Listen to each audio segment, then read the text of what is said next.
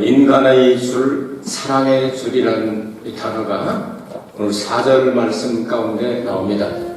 때때로 짐승들이 위험하거나 그리고 도망가거나 하기 때문에 사람들이 이렇게 줄을 묶어가지고 끌고 다니는 것을 봅니다. 고양이도 그렇고 혹은 개도 그렇고 지멋대로 그냥 가다가 문제가 생길 수 있기 때문에 그렇게 합니다. 이때는 강제성이 있거든요. 그런데 오늘 성경 말씀은 하나님께서 인간의 줄 그리고 사랑의 줄 이런 표현을 했습니다.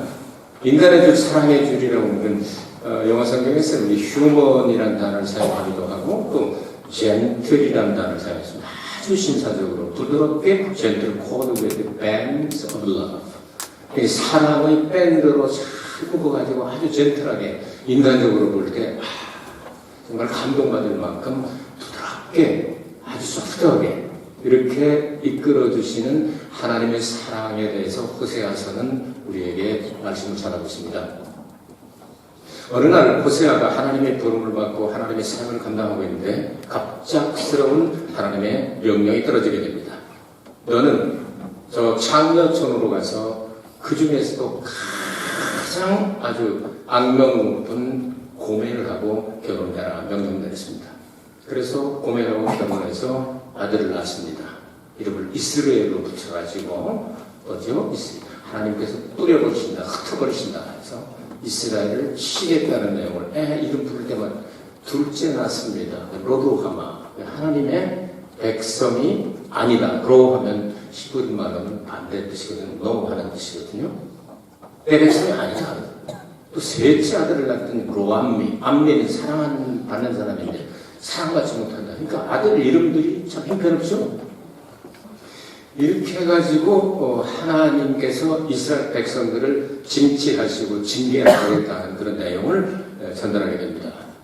호세아는 자기는 참 이렇게 품행이 광정하고 이렇게 똑바른 길을 왔다가 그렇게 살다가 보니까 동네에서도 별 소문이 좋지 않고 애들 이름도 참 개떡같이 지었다는 소리 듣고 이러고 있는데 이제 그래도 복음을 증거하러 하나님 말씀을 듣고 열심히 나가는데 애들이 조금 크고 그러다가 보니까 이 부인 고멜 씨가 고멜 양이 이게 본능이 도지게 됩니다.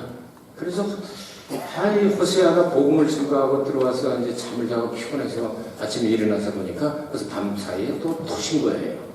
그래서 참 내 마음을 하나님 왜 이렇게 몰라주십니까 하고 이제 내일 밤에는 못 도망가게 해야지 하고 가시로 밤을 쳐버렸습니다. 나가다가 이제 찔려서 못 가고 오라고.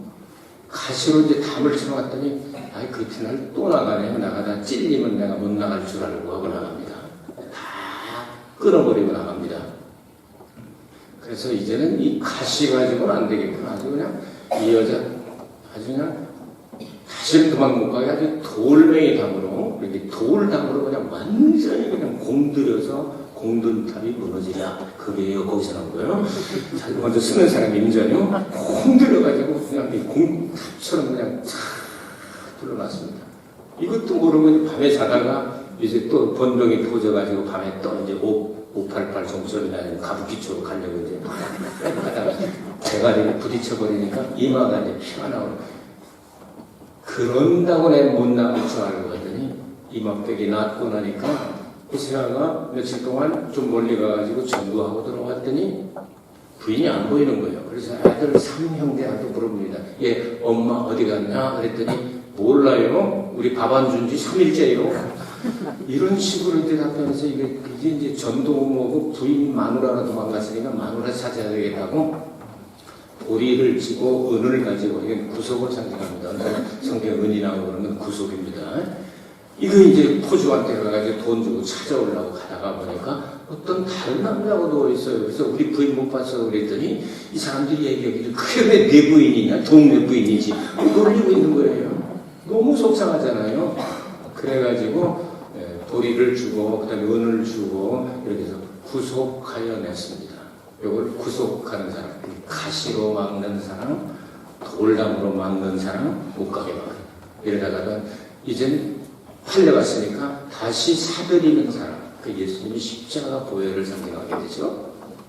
이렇게 해놓고 나서도 또 나갈까봐 마음에 조바심이 생기게 됩니다. 그래서 호세아 11장에 나오는 말씀이 바로 오늘 말씀이에요. 인간적으로 볼 때 인간의 그 줄로, 사랑의 줄로 호세아가 허리에다가 이제 그 여자의 허리, 자기 허리에다가 묶어놓고 잠을 자니까 갈라보다가 보니까 60km 이상 되는 남편이 그냥 안 딸려오잖아요. 그래가지고 못 도망가게 되죠.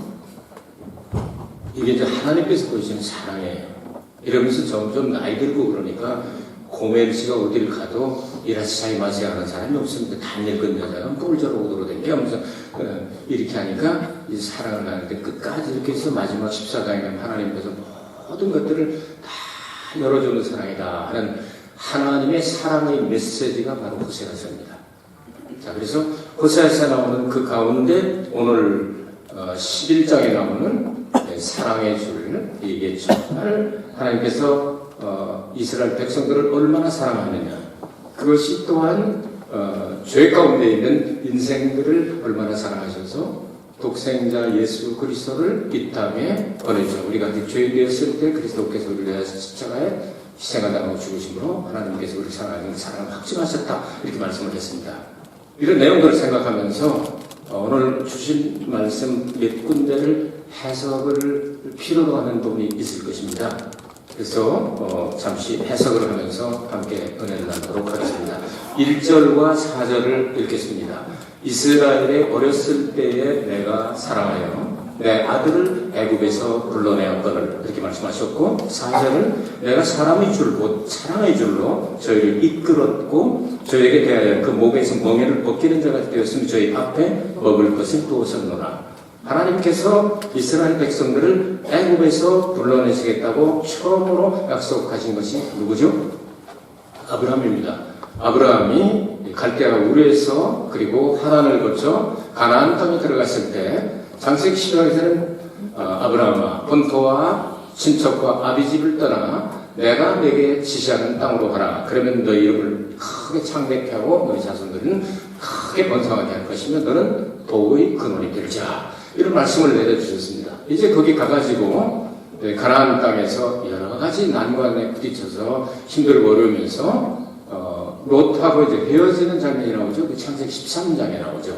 그때 하나님께서 롯이 떠난 후에 지금 이 골란고원 지역으로 생각이 됩니다. 동서남북을 바라보라.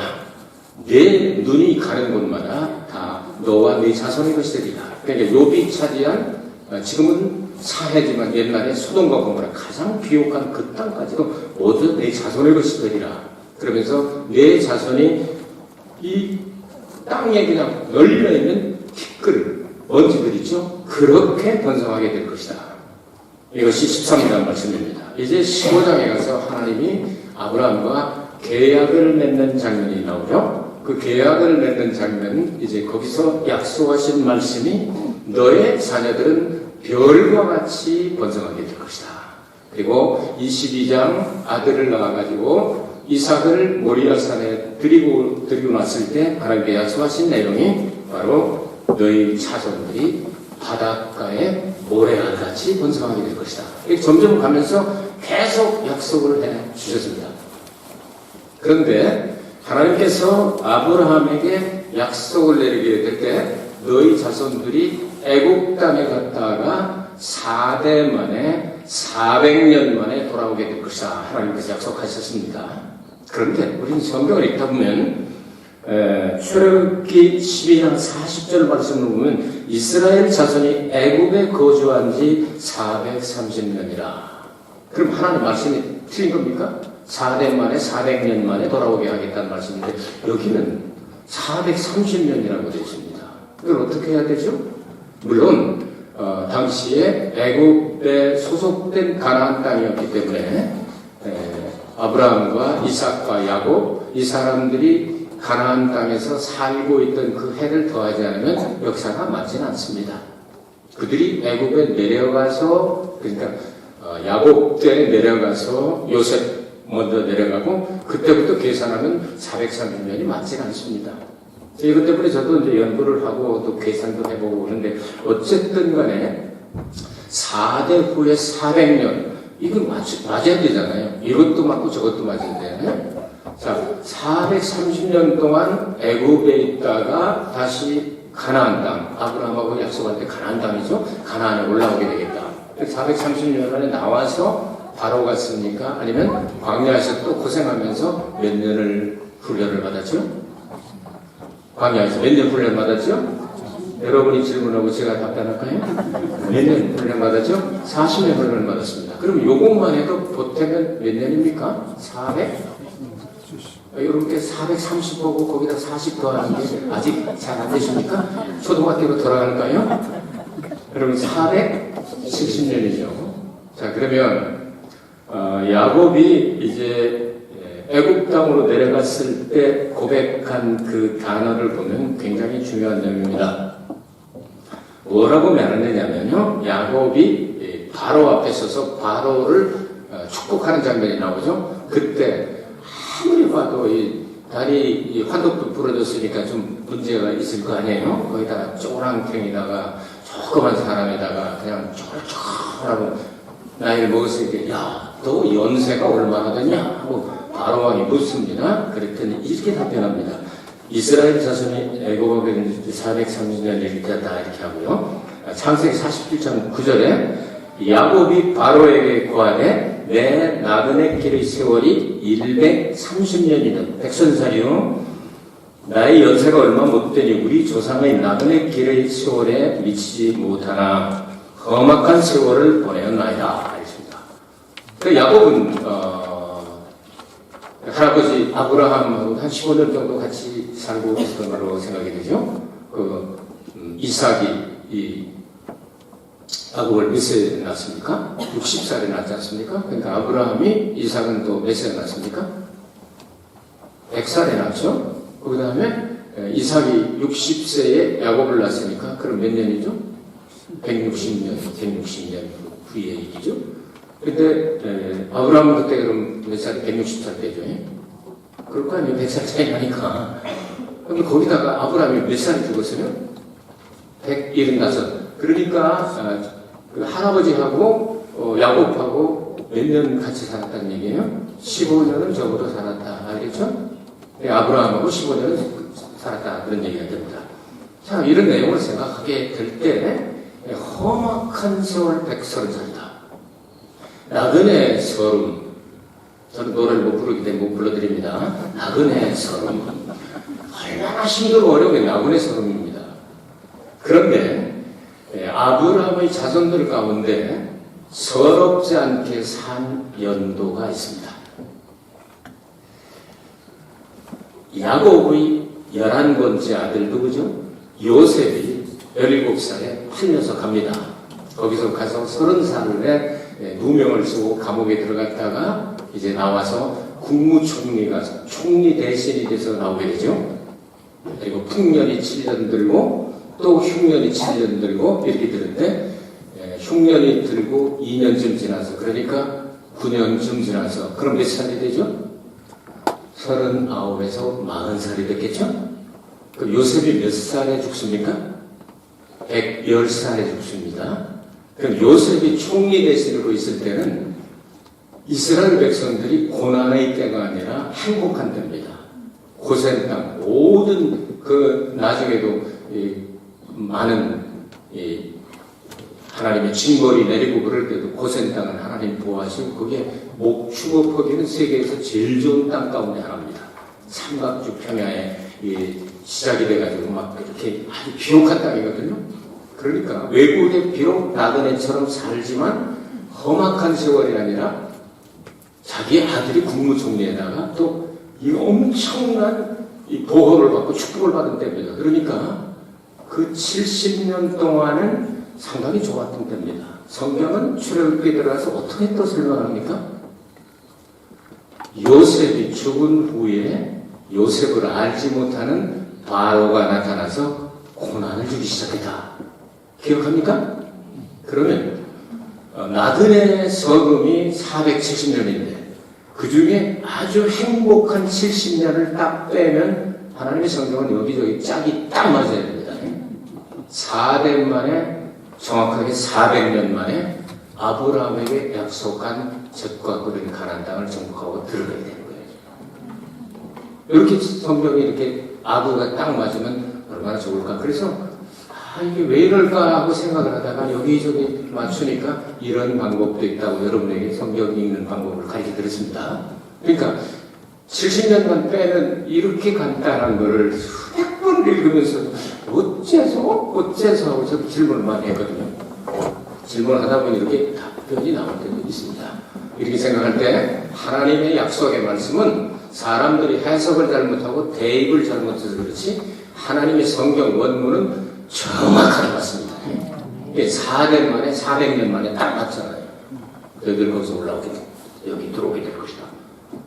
이렇게 불러내셨다는 거예요. 하나님께서 이스라엘 백성들을 아주 야사짓고 하면서 불러냈는데도 얘들이 거절했다는 거죠. 하나님은 예수 그리스도 보이는 하나님, 하나님의 독생자 예수 그리스도를 이 땅에 보내셔서 죄인들을 부르실 때 이렇게 부드럽게 부르십니다. 예수가 우리를 부르는 소리 얼마나 부드럽습니까? 그렇게 부르는데 오라 오라 방황치 말고 내게로 오라 이렇게 얘기해도 안 듣는 사람들이 많이 있지 않습니까? 하나님께서는 그것을 말씀하시기 위해서 여러분 예수님께서 하나님의 이 약속의 말씀을 이루시려고 동방 박사들 왔을 때 헤롯이 죽이려고 그래가지고 어디로 갔다 왔다고요? 이 애굽에 내려갔다 올라와서 오늘 성경 말씀을 내가 애굽에서 불러내었다는 말씀을 응하게 하셨다고 성경은 신약은 해석을 하는 겁니다. 이런 내용들을 생각할 때 성경은 정확하다는 얘기입니다. 그래서 우리가 잘 읽고 잘 대입하면 아구가 딱딱 맞고 짝이 딱딱 맞고 엄청나게 정말 은혜가 되고 능력이 되는 말씀입니다. 믿어주면 아멘 하시기 바랍니다. 일단 2절에서부터 4절까지 그렇게 참 사랑으로 밴드 오브 러브 사랑의 밴드로 묶어가지고 정말 정말 인간적으로 생각할 때 정말 젠틀하게 하나님께서 강제로 끌지 않고 이렇게 사랑스럽게 인도하셨음에도 불구하고 2절부터 선지자들이 저희를 부를수록 저희가 점점 멀리하고 바알들에게 제사하며 아로새긴 우상 앞에서 분향하였느니라.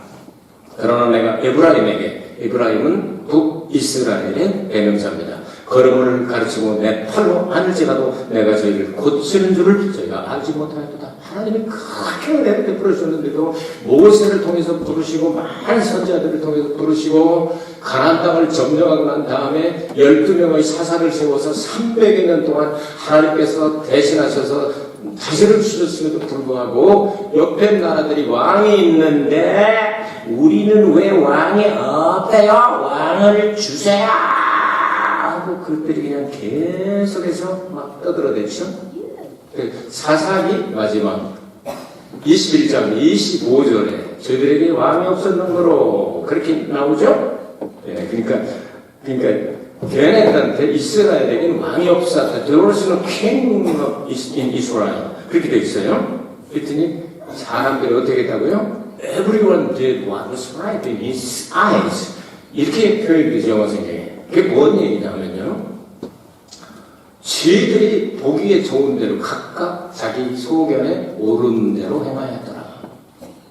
그게 지멋대로, 그러니까 자기 중심적으로 지멋대로 행하였다. 그 말입니다. 그래서 막 왕을 달라고 막 그냥 떼를 쓰니까, 어거지를 쓰니까 그럼 니들 골라봐 했더니, 키도 크고, 그냥 머리도 그냥 크고, 다른 사람 어깨 위로 머리가 크고, 잘 보이고 그냥 왕같이 생긴 사람. 누구죠? 사울이라고 하는 사람이 왕이 되는데 그 사울이 싸가지가 없었죠. 그래가지고 하나님 앞에 버림을 받게 되고 하나님께서 키가 작고 얼굴이 불구스름한 누구를 택하죠? 다윗을 택하지 않습니까?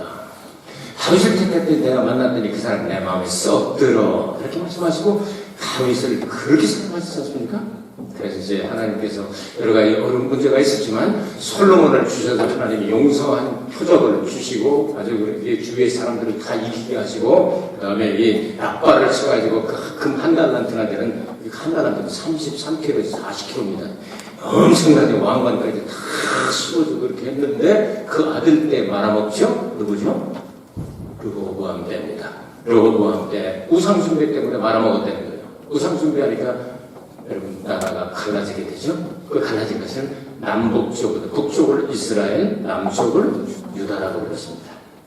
그 북쪽과 남쪽이 늘 대치하고 싸우고 이러고 있었습니다.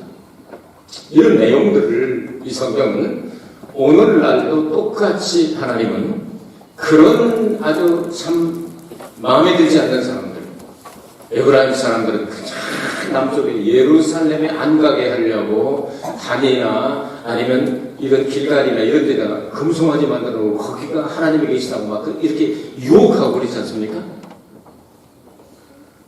이런 사람들을 향하여 하나님의 사랑은 끊임없이 이렇게 깁니다. 오늘날도 하나님은 그 사랑을 가지고 죄인들을 부르시고 계시다 그 말입니다. 예언자를 통하여 성경을 통하여 환경을 통하여 여러 가지 방법으로 부르시고 또 부르시고 또 부르시고 또 부르시고 이렇게 해도 그들은 듣지 않았다. 그래서 하나님께서 이제 이렇게 해야 되겠다. 5절부터 7절까지입니다. 저희가 애굽 땅으로 다시 가지 못하겠거늘 애굽으로 다시 내려갈 수는 없죠. 그건 내게 돌아오기를 싫어하니 아스토르 사람이 그 임금이 될 것이라 이렇게 말합니다. 옛날에 출애굽할 때도 그들은 애굽으로 돌아가자고 몇 번이 말씀했습니다. 똑같은 마음을 가지고 갈 수도 없는데 가겠다고 뻗치고 이러고 너희들이 나를 임금으로 섬기지 않냐고 하나님으로 섬기지 않냐고 너희들 꼴리는 대로 하고 너희들이 원하는 대로 하려고 그러니까 한번 해봐. 아수르가 너희들이 왕이 될 것이다. 아수르가 너희들이 왕이 될 거야. 이렇게 말씀하시죠. 아수르 사람들이 어떤 사람입니까? 십자가 처형을 만들어냈다고 하죠. 인류 역사상 가장 잔인한 민족 가운데 하나가 아수르 사람이라고 그러잖아요. 너희들이 그렇게 나를 싫어하면 너희들이 그렇게 좋아하는 네 나라 조그만 문제가 터지기만 하면 이스라엘 사람들은 어떻겠습니까? 아람이 쳐들어오면 그냥 하세로 가서 쪼르르 이르고 암만 쳐들어오면 쪼르르 요르단 쳐들어오면 쪼르르 계속해서 쪼르르 일러가는 요 꼴보기 싫어가지고 그러니까 네가 내가 그렇게 싫다면 너희들이 애국은 못 가지? 남쪽 나라 유다가 딱 버티고 있으니까 못 가지? 그러면 너희들은 Assyrian shall be his king. 니네들 그렇게 말한다니까 아시리안이 네 왕이 될 거야. 이렇게 말씀을 하시죠. 그 이유는 뭐냐? Because they refused to repent. 이유가 분명하게 영어 성경을 보면 나옵니다. 니네들이 나를 회개하라고 해도 이걸 거절했기 때문에 너희들은 아수르 왕을 섬기게 될 것이다. 그렇게 됩니다. 여러분 역사. 그러면서 마지막 7절에 하나님은 이렇게 탄식하십니다. 내 백성이 결심하고 내게서 물러가나니 비록 저희를 불러 위에 계신 자에게로 돌아갈 때가 위에 계신 자가 누구죠? 아파트 13층에 사는 분입니까? 15층? 18층? 위에 계신 하나님이십니다. 하나님에게로 돌아가자 할지라도 일어나는 자가 하나도 없도다. 이건 조금 해석에 조금 말이 조금 그렇게 됐습니다. 거시기하게 번역이 됐습니다. 이 단어가 어떤 단어냐면 exalt라고 하는 단어예요. exalt라고 하는 단어는 일본말로 하면 아가메루, 한자로 하면 숭이라는 숭배한다는 숭자입니다. 그래서 이 중국 성경에는 준총 이렇게 준총 존숭하는 그 사람이 하나도 없다. 자빠졌다가 일어난다는 그런 뜻이 아닙니다. 일어나는 자가 하나도 없다는 얘기는 일어나서 하나님께 경배하고 찬양하고 존귀와 영광을 돌리는 사람이 어쩌면 그렇게 한 놈도 없냐 하는 그런 뜻입니다. 그럼에도 불구하고 하나님은 포기하지 아니하시고 지금까지도 부르시고 계십니다.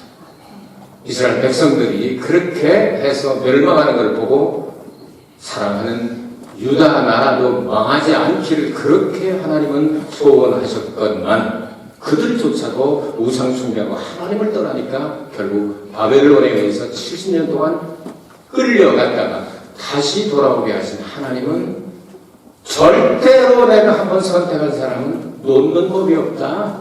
네버 기브업. 절대로 나는 포기하지 않는다. 너희들을 끝까지 내가 책임진다. 그래서 호세아를 통해 6장 1절에 뭐라고 말씀하셨죠? 이렇게 말씀하십니다. 오라, 우리가 여호와께로 돌아가자. 여호와께서 우리를 찢으셨으나 도로 낫게 하실 것이요 우리를 치셨으나 싸매 주실 것임이니라. 여호와께서 이틀 후에 우리를 살리시며 제3일에 우리를 일으키시리니 우리가 그 앞에서 살리라. 누구를 통해서? 그래서 예수님이 3일째에 부활하시지 않습니까? 나는 안 버려. 포기 없어. 너희들이 그렇게 말을 안 들어도 내가 징계하고 때릴지언정 절대로 끝까지 나는 너희들을 버리지 않겠다. 이겁니다.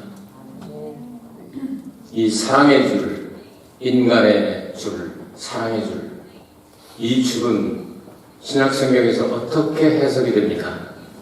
로마서 8장을 읽으면 해답이 나옵니다. 반란, 분고, 핍박, 기근, 적신, 오염, 칼이랴. 누가 나를 대적하겠느냐? 그러면서 이어서 말씀합니다. 여기는 내용이 이렇게 나옵니다. 누가 우리를 그리스도의 사랑에서 끊으려? 반란이나 권고나 핍박이나 기근이나 적신이나 위험이나 칼이랴? 기록된 바 우리가 종일 주를 위하여 죽임을 당게 되며 도살한 양같이 여김을 받았나니 다음과 같으니라. 그러나 이 모든 일에 우리를 사랑하시는 이로 말미암아 우리가 넉넉히 이기느니라. 내가 확신하노니 사망이나 생명이나 천사들이나 권세자들이나 현재일이나 장래일이나 능력이나 높음이나 깊음이나 다른 아무 피조물이라도 우리를 주 그리스도 예수 안에 있는 하나님의 사랑에서 끊을 수 없습니다. 아멘이십니까? 이게 인간의 줄이고 사랑의 줄이 아니겠습니까? 이 줄로 메어놓고 너희들을 내가 꼭 붙잡고 있으니 튀어봐라. 어디까지 가나. 너만 아프지. 코를 뚫린 이 송아지가 조금 크면 코 뚫잖아요. 향나무 같은 거로 이제 뿌려주잖아요. 향나무 같은 거로 싹 이렇게 이 불에다 좀 구워가지고 싹 이렇게 이게 잘 구부러질 때 콧구멍에다 대고 그냥 송곳을 콱 쑤시고 난 다음에 그거를 딱 해서 미어가지고 탁 걸고 줄로 가면 이게 내가 이제까지 얼마나 자유분방하게 내 멋대로 살았는데 하고 콧대기 들으면 코피 터져. 그러니까 하수지 하고 쫓아오기 시작하잖아요. 하나님의 사랑에서 누가 우리를 끊어낼 수가 있겠느냐. 눈에 뵈는 거냐 안 뵈는 거냐. 지금 일이냐 장래 일이냐. 하늘에 있는 거냐 땅에 있는 거냐. 영적인 거냐 물질적인 거냐. 아무것도 우리를 그리스도의 사랑에서 끊을 자 없으리라. 아멘. 이게 인간의 줄 사랑의 줄입니다. 하나님께서 호세아를 통하여 시범을 보이시고 오형으로 보여주시고 예수 그리스도께서 이 일을 하셨습니다. 호세아가 목사로서 그 창녀하고 결혼하는 게 마음에 그렇게 들었겠습니까? 그러나 하나님의 명령으로 사랑하는 마음 때문에 그 여인과 결혼해서 이런 창피를 당하고 참 이렇게 애를 3명이나 낳았는데도 또 그냥 바람 나가지고 나가서 남자하고 누워있는 거 같아 사오고 이거보다 더 창피를 당하신 것이 십자가의 부끄러움을 개의치 아니하신 예수님의 사랑이 아니겠습니까? 이번 주는 대강령 2번째 주일입니다.